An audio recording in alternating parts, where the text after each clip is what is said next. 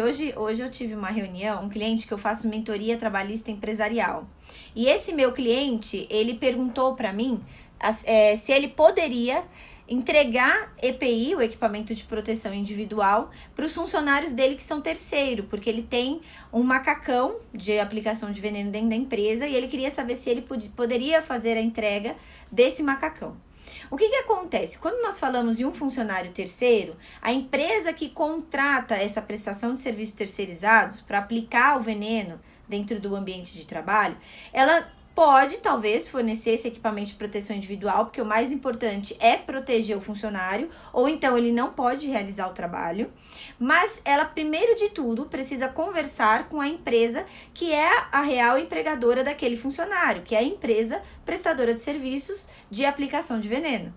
Então, tem que ocorrer essa comunicação antes para não ter problema de ficar entregando EPI e, às vezes, aquele equipamento de proteção individual não é o que é indicado para aquele determinado veneno. Então, não vai nem proteger o funcionário. É preciso e é extremamente necessário que fale sim com a empresa prestadora de serviço antes de entregar qualquer equipamento de proteção individual para aqueles funcionários. Porque às vezes, por mais que a intenção ela é boa e a intenção é de cuidado, se fizer da forma errada, não valeu a pena toda aquela intenção, não teve necessidade em toda aquela intenção.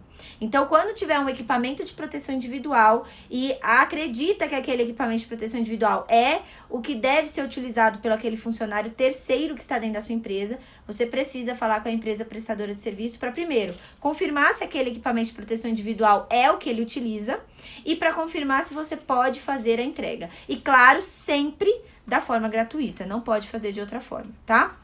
Tem também a figura, quando você faz um serviço de terceirização, você faz a figura do prestador de serviço com você, que é a empresa que está terceirizando aquele determinado serviço.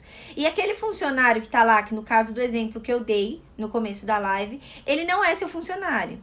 Inclusive, por isso, você não pode dar nem advertência e nem suspensão para aquele funcionário. Então, se ele atrasa muito no trabalho, se ele está fazendo um serviço terceirizado e você não está gostando, você tem que falar com a empresa prestadora de serviços para ela trocar aquele funcionário ou então para ela agir na forma do poder diretivo, que é dar uma suspensão, dar uma advertência. Tem que falar com essa empresa para ela fazer isso.